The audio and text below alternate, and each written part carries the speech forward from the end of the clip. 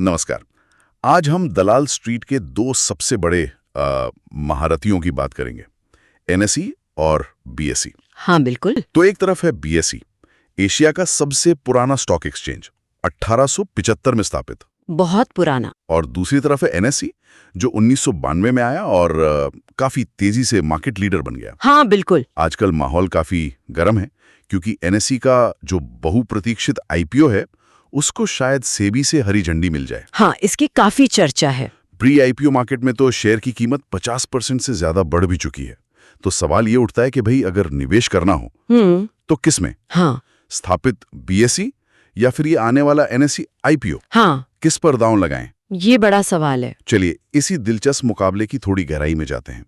इनके business model, financial performance और valuation, इन सब पर बात करते हैं। जरूर। तो शुरुआत इतिहास और स्केल से करते हैं। हाँ। बीएसई जैसा हमने कहा 1875 से है, 5000 से ज्यादा कंपनियां लिस्टेड हैं। हाँ। एनएसई 1992 में आया, लिस्टेड कंपनियां करीब 2700 हैं। तो सुनने में तो लगता है कि बीएसई का पड़ारा भारी है, लेकिन शायद ऐसा है नहीं। बिल्कुल, मतलब लिस्टेड कंपनियों की संख्या में तो बीएसई आगे है, इसमें कोई शक नहीं। पर जब ट्रेडिंग वॉल्यूम की बात आती है तो कहानी बिल्कुल पलट जाती है। एनएसई का दबदबा साफ दिखता है। अच्छा, कितना फर्क है? एनएसई का रोज का औसत वॉल्यूम करीब 1,12 करोड़ है, बाप रे। जबकि बीएसई का सिर्फ 7,766 करोड़ के आसपास। ओ, ये तो बहुत बड़ा अंतर है। हाँ, बहुत बड़ा। इसका सीधा मतलब है एनएसई कहीं ज्यादा लिक्विड है, खरीदना बेचना बहुत आसान है। और सुनिए, कैश सेगमेंट में एनएसई का मार्केट शेयर 93% से ज्यादा है। 93%? इक्विटी फ्यूचर्स में तो लगभग 100% है। मतलब पूरी मोनोपोली। हाँ, एक तरह से। और इक्विटी ऑप्शंस में भी करीब 87.4%। वैश्विक स्तर पर भी देखें तो ट्रेड हुए कॉन्ट्रैक्ट्स की संख्या के लिहाज से एनएसई दुनिया का नंबर 1 डेरिवेटिव्स एक्सचेंज है। कमाल है।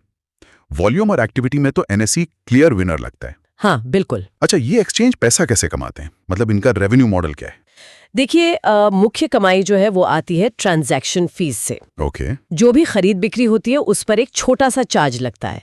एनएसई अपनी कमाई का लगभग 80% और बीएसई करीब 70% इसी से हासिल करता है। अच्छा, ये तो मेन सोर्स हो गया। हाँ, इसके अलावा क्लियरिंग और सेटलमेंट चार्जेस होते हैं, कंपनियों से लिस्टिंग फीस ली जाती है, फिर ब्रोकर्स को अपना डेटा बेचते हैं, और हाई स्पीड ट्रेडिंग के लिए जो को लोकेशन सेवाएं होती है उनसे भी कमाई होती है। समझ गया, कई सारे तरीके हैं। हाँ, अब जरा इनके फाइनेंशियल परफॉर्मेंस पर आते हैं। पिछले 3 सालों के आंकड़े क्या कहानी बताते हैं? फाइनेंशियल परफॉर्मेंस में एक दिलचस्प तस्वीर दिखती है। पिछले 3 सालों में अगर रेवेन्यू ग्रोथ देखें, मतलब CAGR, तो बीएसई का 56.3% रहा। 56%? ये तो काफी ज्यादा है। हाँ, काफी ज्यादा।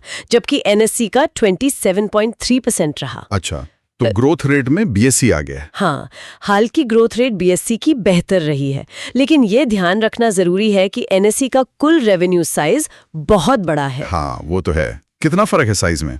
एनएसई का कुल रेवेन्यू करीब 17,141 करोड़ है, जबकि बीएसई का लगभग 3,232 करोड़। तो साइज में एनएसई अब भी बहुत आगे है। ठीक है, यानी ग्रोथ रेट बीएसई का बेहतर, पर साइज एनएसई का बड़ा। और मुनाफे का क्या? प्रॉफिट ग्रोथ कैसी रही? मुनाफे में भी कुछ ऐसा ही ट्रेंड है। बीएसई का नेट प्रॉफिट ग्रोथ पिछले 3 साल में 75% रहा है। 75%? और एनएसई का 21%। तो बीएसई ने प्रॉफिट में भी काफी तेज ग्रोथ दिखाई है। इसके पीछे क्या कारण है? हाँ, बीएसई की इस तेज ग्रोथ के पीछे उनके कुछ नए प्रोडक्ट्स का लॉन्च और इनोवेशन है। साथ ही कुछ रेगुलेटरी बदलाव हुए हैं जिन्होंने उन्हें फायदा पहुंचाया है। रेगुलेटरी बदलाव जैसे?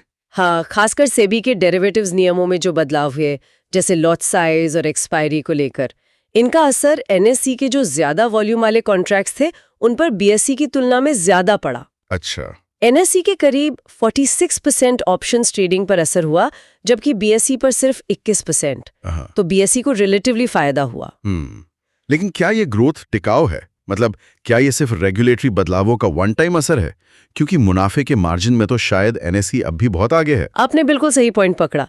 एनएसई का ऑपरेटिंग प्रॉफिट मार्जिन लगभग 80% है, जो मतलब एक्स्ट्रॉर्डिनरी है। 80%? वाह। हाँ, जबकि बीएसई का करीब 44% है। हालांकि बीएसई का मार्जिन भी सुधरा है, पहले से काफी बेहतर हुआ है, पर एनएसई की प्रॉफिटेबिलिटी अभी भी अपनी अलग लीग में है। तो बीएसई की ग्रोथ कितनी सस्टेनेबल है, ये देखना होगा। बिल्कुल, ये इस पर निर्भर करेगा कि वो अपने नए प्रोडक्ट्स को कितना सफल बना पाते हैं और रेगुलेटरी माहौल आगे कैसा रहता है। ठीक है, अब आते हैं एनएसई आईपीओ पर। इसका क्या स्टेटस है? सालों से इंतजार चल रहा है इसका। हाँ, लंबा इंतजार रहा है। एनएसई ने असल में 2016 में आईपीओ के लिए अप्लाई किया था। 2016 में? इतना पहले? हाँ, लेकिन फिर रेगुलेटरी मुश्किलें आ गई, खासकर वो कोलोकेशन स्कैंडल। हाँ, सुना था उसके बारे में। क्या था वो मामला संक्षेप में?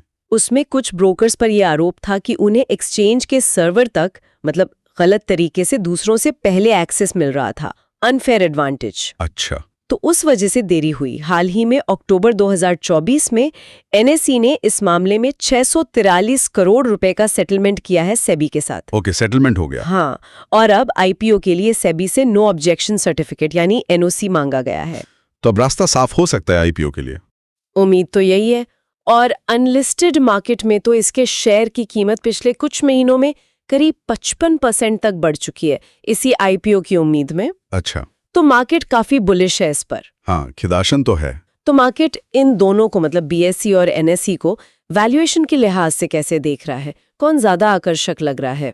देखिए, बाजार एनएसई को एक मजबूत स्थिर लीडर के तौर पर देखता है, जिसकी कमाई का अनुमान लगाना थोड़ा आसान है। Predictable, stable and predictable. हाँ, वहीं बीएसई को उसकी हालिया जो जबरदस्त ग्रोथ है और जो टर्न अराउंड कहानी है उसके लिए प्रीमियम मिल रहा है। ग्रोथ स्टोरी का प्रीमियम। बिल्कुल। एनएसई के पास टेक्नोलॉजी की बढ़त है, मार्केट शेयर है, मजबूत बिजनेस मॉडल है, लेकिन फिलहाल स्पॉटलाइट बीएसई पर है उसकी ग्रोथ और रेगुलेटरी सपोर्ट की वजह से।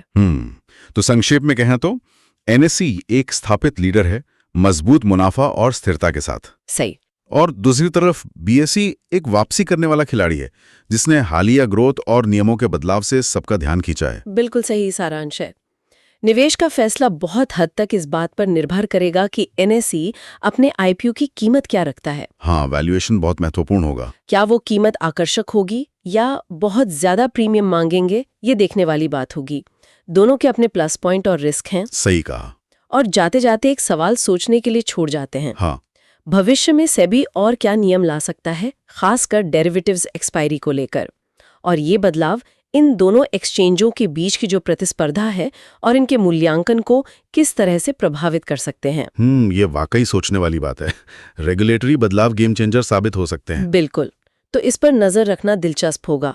Thanks Alina and Gautam for your information. अगर आपको हमारे एक्सपर्ट की एडवाइस सही लगी तो वीडियो को लाइक एंड शेयर कर दीजिए, साथ ही साथ चैनल को दोस्तों सब्सक्राइब कर दीजिए।